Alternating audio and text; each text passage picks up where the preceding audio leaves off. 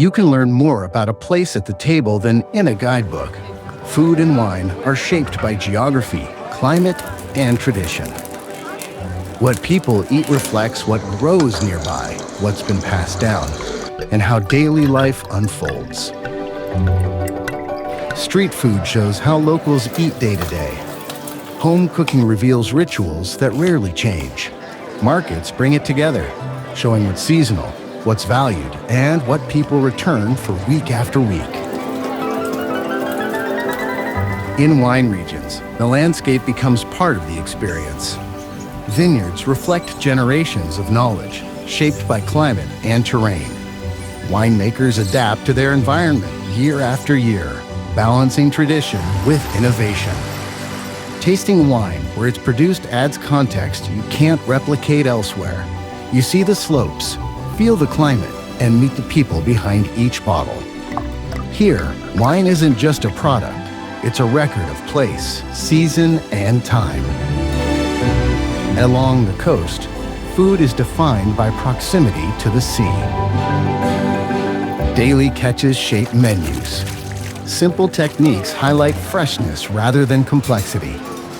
Meals follow the rhythm of tides and seasons.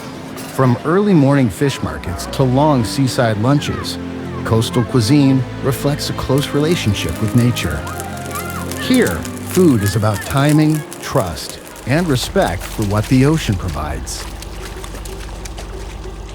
In culturally rich destinations, food is deeply tied to identity. Recipes are preserved through family tradition, shaped by history, migration, and celebration. Ingredients carry meaning beyond flavor. Sharing a meal with locals offers insight into how communities gather, honor the past, and welcome visitors. Food becomes a bridge, connecting travelers to stories that aren't written down. Wine tells a similar story. Soil, weather, and technique all leave their mark.